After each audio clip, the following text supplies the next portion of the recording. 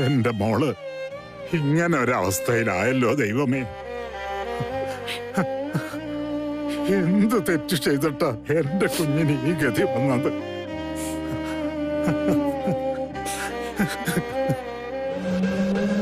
ഇനിയിപ്പോ ഇയാളുടെ കരച്ചിൽ കണ്ടിട്ട് സുമിതയ്ക്ക് എന്തെങ്കിലും മാറ്റം സംഭവിക്കൂ?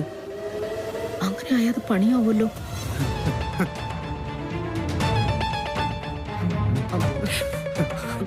ചന്ദ്രേട്ടൻ അവളുടെ മുമ്പിലിരുന്ന് ഇങ്ങനെ കരയാതെ, നമ്മുടെ സങ്കടം കണ്ടിട്ട് അവളുടെ സ്ഥിതി ഇതിലും മോശമായാലോ?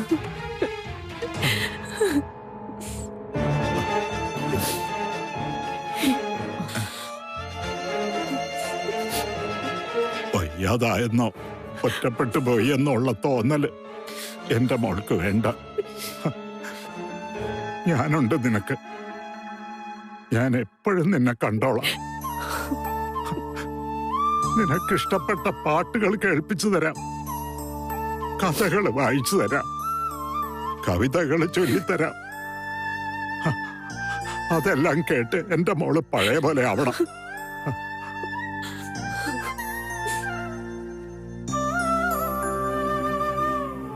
കണ്ടോ ഇന്നലെ ഞാൻ പറഞ്ഞതെല്ലാം അവള് കേട്ടു. അതായി കണ്ണീര്. എന്റെ മോൾക്ക് എല്ലാം മനസ്സിലാവുന്നുണ്ട്. മോള് വിഷമിക്കരുത്. നിന്റെ കൂടെ ഞങ്ങൾ എല്ലാവരും ഉണ്ട്.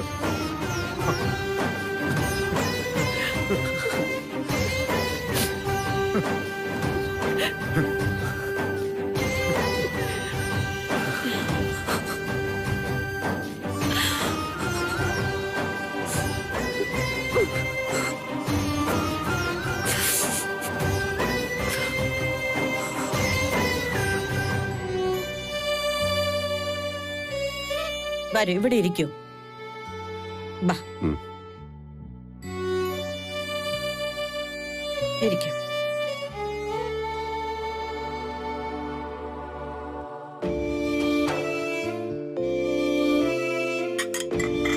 എടുത്തു കൊടുക്കുമോളെ.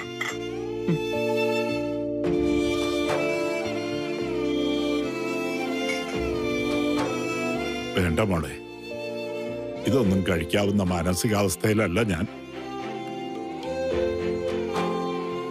എനിക്കും വേണ്ട മോളെ.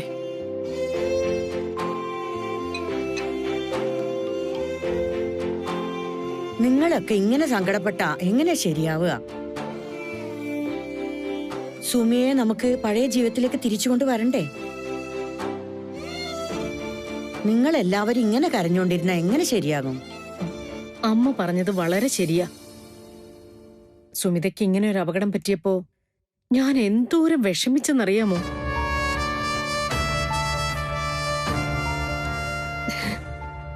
അങ്ങനെ കരഞ്ഞോണ്ടിരുന്ന ഒന്നും നടക്കില്ല എന്ന് എനിക്ക് മനസ്സിലായി. ഇനി സുമിയെ പതിയെ ജീവിതത്തിലേക്ക് തിരിച്ചു കൊണ്ടുവരാനുള്ള ശ്രമത്തിലാ ഞാൻ. സുമിയെ ഈ അവസ്ഥയിൽ ഞങ്ങൾ അങ്ങോട്ട് കൊണ്ടുപോകാന്ന് പറഞ്ഞതാണ്. പക്ഷേ അതിന് നിങ്ങളാരും സമ്മതിച്ചില്ല. സുമിത ഒയ്യാരത്ത് കുടുംബത്തിലേക്ക് മരുമകളായി കയറി വന്നെങ്കിലും ഇപ്പോ അവള് നമ്മുടെ മകളാ ചന്ദ്ര. അവൾക്കൊരാപത്ത് വന്നപ്പോ അവളെ പൊന്നുപോലെ നോക്കേണ്ട ഉത്തരവാദിത്വം ഈ ഒയ്യാരത്ത് കുടുംബത്തിനാ, അത് ഞങ്ങൾക്കാ. അതുകൊണ്ടാണ് അവളെ അങ്ങോട്ട് അയക്കുന്നില്ല എന്ന് ഞങ്ങൾ പറഞ്ഞത്. ഇതൊക്കെ കേൾക്കുമ്പോ ഞങ്ങൾക്ക് ഒരുപാട് ആശ്വാസമാകുന്നുണ്ടമ്മേ. പക്ഷെ കഷ്ടപ്പാടും ബുദ്ധിമുട്ടുകളും നിങ്ങൾ മാത്രം സഹിക്കാന്ന് പറഞ്ഞാൽ അത് ഞങ്ങൾക്ക് വിഷമമുള്ള കാര്യമാണ്.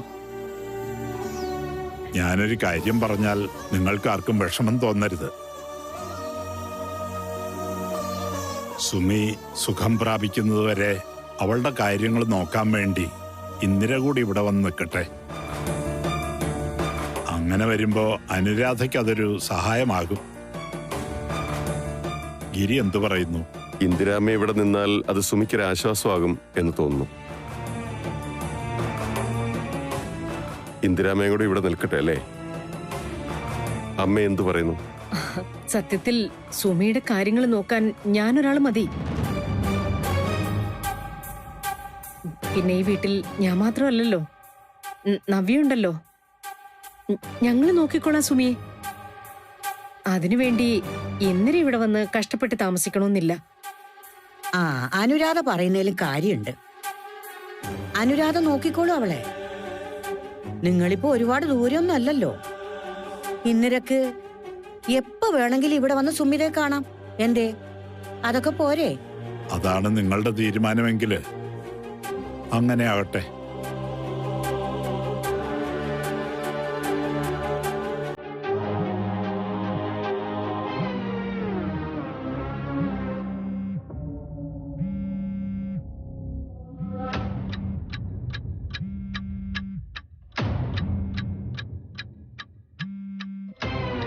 ഹലോ ഹലോ ഹലോ നിതീഷ് ചേട്ടാ, hello hello hello hello hello hello. ഇവിടെ ഉണ്ടായിരുന്നോ? എന്നിട്ടാണോ എന്നെ ഫോണിൽ വിളിച്ചേ? അവിടെ എല്ലാരും ഉണ്ടായിരുന്നല്ലോ. അപ്പൊ തന്റെ അടുത്ത് സ്വാതന്ത്ര്യത്തോടെ ഒറ്റയ്ക്ക് സംസാരിക്കണമെന്ന് വിചാരിച്ചിട്ടാ ഞാൻ വിളിച്ചത്. അന്നത്തെ സംഭവത്തിന് ശേഷം പിന്നെ ആ സിനിമക്കാരുടെ ഭാഗത്തുനിന്ന് ആരെങ്കിലും വിളിച്ചോ?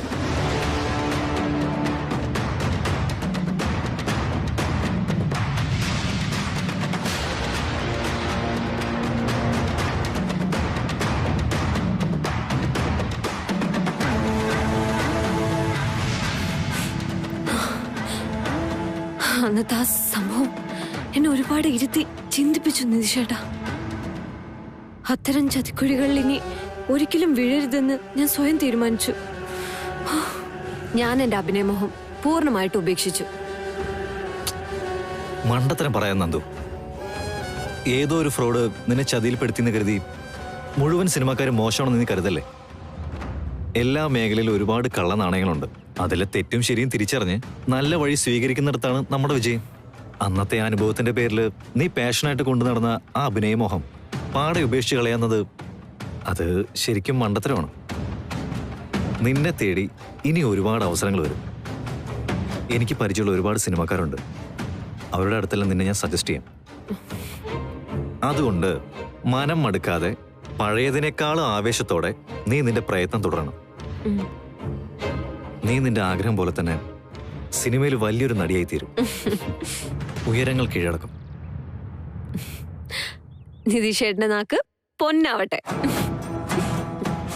എന്നെ ഇങ്ങനെ ഉപദേശിക്കാനും മോട്ടിവേറ്റ് ചെയ്യാനും എന്റെ ജീവിതത്തിൽ സുമിതേച്ചല്ലാതെ വേറെ ആരും ഉണ്ടായിരുന്നില്ല. ആ സുമിതേച്ച ഇപ്പൊ എങ്ങനെ കിടക്കുന്നത്?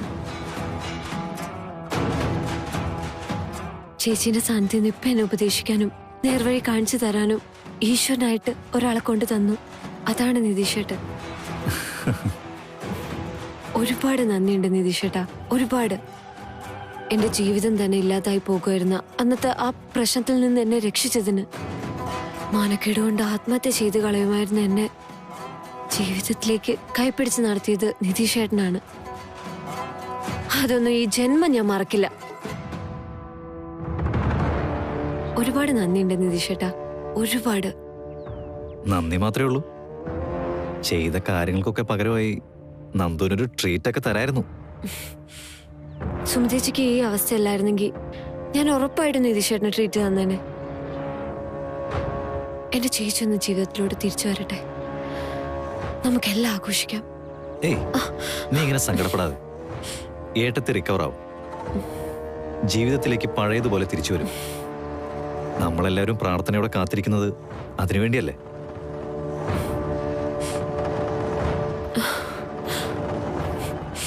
സുമിതേച്ചിയുടെ കാര്യത്തില് ഈശ്വരൻ എന്തെങ്കിലും അത്ഭുതം കാണിക്കാതിരിക്കില്ല. എനിക്ക് നല്ല പ്രതീക്ഷയുണ്ട്. ഞാൻ താഴോട്ട് ചെല്ലട്ടെ നിതീഷേട്ടാ, അവരൊക്കെ എന്നെ അന്വേഷിക്കുന്നുണ്ടാവും.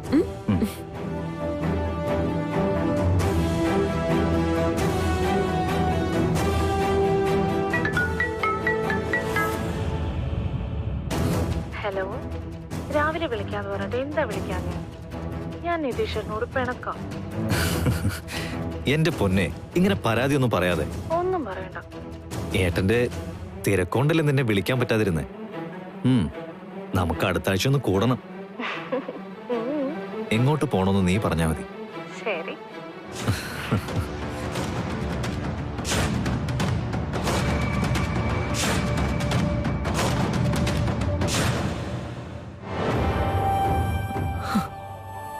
എന്റെ പൊന്നുമോളെ, ഞാൻ നിങ്ങളെ ഏൽപ്പിച്ചിട്ട് പോവോ? ഇന്ദിര ഒന്നും കൊണ്ടും വിഷമിക്കണ്ട. സുമിത മോളെ പഴയതുപോലെ ആരോഗ്യത്തോടെ ഞാൻ നടത്തി കാണിക്കും, നോക്കിക്കോ. ഇംഗ്ലീഷ് മരുന്നുകൊണ്ടൊന്നും ശരിയാവില്ല. തലശ്ശേരിയിലെ രാമൻ വൈദ്യരോട് ഞാൻ വരാൻ പറഞ്ഞിട്ടുണ്ട്. എണ്ണയും കുഴമ്പൊക്കെ ആയിട്ട് അയാളുടെ ഒരു പ്രയോഗമുണ്ട്. എത്ര വയ്യാതെ കിടക്കുന്നവരും എഴുന്നേറ്റ് മണിമണിയായി നടക്കും. ഈ അവസ്ഥയില് എന്റെ മോളെ ഞാൻ ഗിരിയെ ഏൽപ്പിച്ചിട്ട് പോവുക. അവളെ ഗിരി നന്നായിട്ട് നോക്കുമെന്ന് എനിക്കറിയാം. എന്നാലും മനസ്സിനകത്തൊരു വിങ്ങൽ. അച്ഛൻ സങ്കടപ്പെടാതെ. അച്ഛമ്മ പറഞ്ഞതുപോലെ ആയുർവേദമോ അലോപ്പതി ചികിത്സയോ എന്തു തന്നെ നടത്തിയിട്ടായാലും സുമിതയെ ഞങ്ങൾ പഴയ ജീവിതത്തിലേക്ക് തിരിച്ചു കൊണ്ടുവരും. സുമിതയ്ക്ക് ഈ വീട്ടിൽ ഒരു കുറവും ഉണ്ടാവില്ല. നിങ്ങൾ ധൈര്യമായിട്ട് പൊയ്ക്കോ. എന്നാൽ പിന്നെ ഞങ്ങൾ അങ്ങോട്ട്.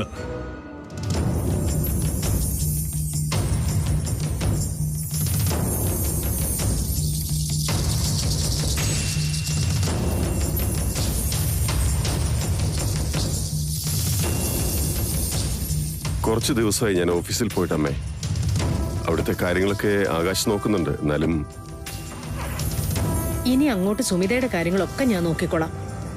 നീ അതിനുവേണ്ടി ബിസിനസ്സും കളഞ്ഞ് ഇവിടെ നിൽക്കേണ്ട കാര്യമൊന്നുമില്ല.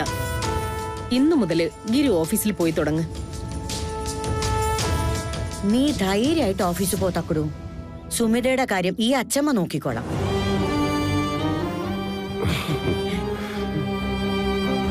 അച്ഛമ്മയുള്ളതാ എന്റെ ഒരു ധൈര്യം. എന്നാ പിന്നെ വൈകണ്ട, നീ വേഗം ഓഫീസിൽ പോ, റെഡി ആയിക്കോ. ചെല്ലു മോനെ.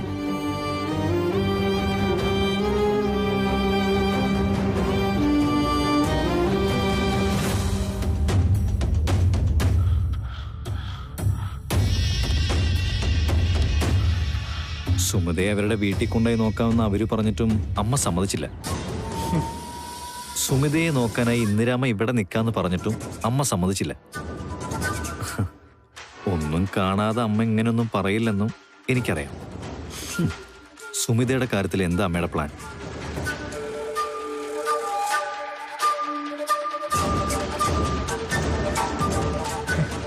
എന്റെ മനസ്സിൽ ചില പദ്ധതികളൊക്കെ ഉണ്ട്. അതൊക്കെ ഞാൻ സമയം വരുമ്പോ പറയാം.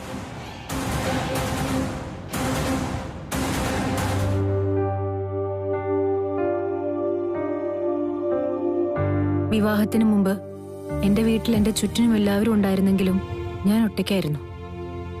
കല്യാണത്തിന് ശേഷം ഈ വലിയ വീട്ടിൽ വന്ന് കയറിയപ്പോഴും ഒരുപാട് ആളുകൾ ഉണ്ടെങ്കിലും ഈ വീട്ടിലും ഞാൻ ഒറ്റയ്ക്കായിരുന്നു. ഇപ്പോഴിതാ വിധി എന്നെ ഒന്ന് അനങ്ങാൻ പോലും ആകാതെ ഈ 4 ചുവരുകൾക്കുള്ളിൽ തളച്ചിട്ടിരിക്കുന്നു. ഒന്ന് പുറത്തു പോകാനോ നല്ല കാഴ്ചകൾ കാണാനോ ഒരു പുസ്തകം വായിക്കാനോ ഒരു ഡയറി എഴുതാനോ ഒന്നിനും സാധിക്കാതെ ഞാൻ ഒറ്റപ്പെട്ടു പോയിരിക്കുന്നു. ഇതൊക്കെ എന്റെ ജീവിതത്തിലേക്ക് ഇനി തിരിച്ചു വരുമോന്ന് അറിയില്ല. എന്തായിരിക്കും ഇനി എന്റെ ജീവിതം?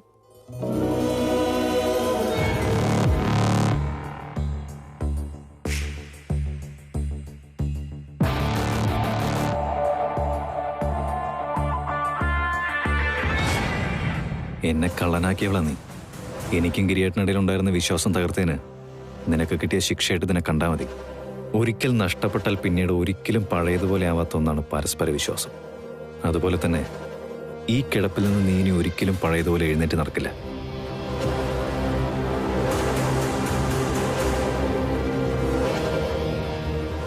ആ മനസ്സിലിപ്പോ മുഴങ്ങുന്ന ഓരോ വാക്കും എനിക്ക് കേൾക്കാം. ചായയുമായി ഈ വീട് മുഴുവൻ ഞാൻ ഏട്ടന് പരതി. ഒടുവിൽ എനിക്ക് തോന്നി ഏട്ടൻ ഇവിടെ തന്നെ കാണുംന്ന്. ഏടത്തിയുടെ കിടപ്പ് കണ്ടിട്ട് ഏറ്റവും കൂടുതൽ ആസ്വദിക്കുന്നത് നിതീഷേട്ടനാണല്ലോ. അനങ്ങാതെ കിടപ്പാണെങ്കിലും കേൾവിയുടെ കാര്യം നമുക്ക് പറയാൻ പറ്റില്ല. Be careful.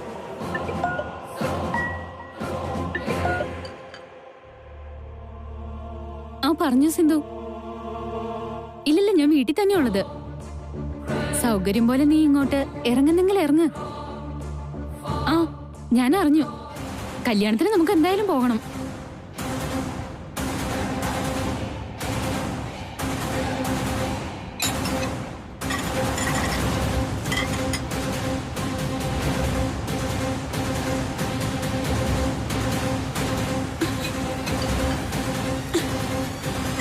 അയ്യോ ഏട്ടത്തി. അയ്യോ ഏട്ടത്തി, ഈശ്വര ഉള്ളുന്ന ചൂടായിരുന്നു. ഏട്ടൻ ഇത് എവിടെ നോക്കിക്കൊണ്ടാ ചായ എടുത്തേ?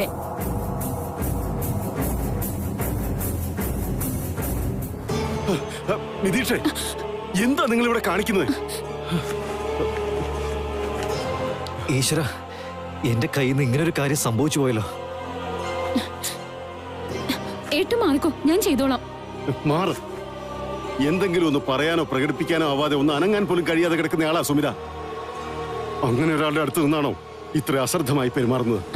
അല്ല ഏട്ടാ, ഞാൻ പെട്ടെന്നൊരു കോള് വന്നപ്പോ അതിലായി പോയി. സോറി ഏട്ടാ. എടി, സോറി പറഞ്ഞിട്ട് എന്താ കാര്യം? ഈ പാവം അനുഭവിക്കാനുള്ളതൊക്കെ അനുഭവിച്ചില്ലേ? ഇനി മേലിൽ ഇതുപോലുള്ള സാധനം കൊണ്ട് ഈ റൂമിലേക്ക് കയറിപ്പോരുത്. നീ ഇതൊക്കെ പെട്ടെന്ന് എടുത്ത് മാറ്റാൻ നോക്കിയേ.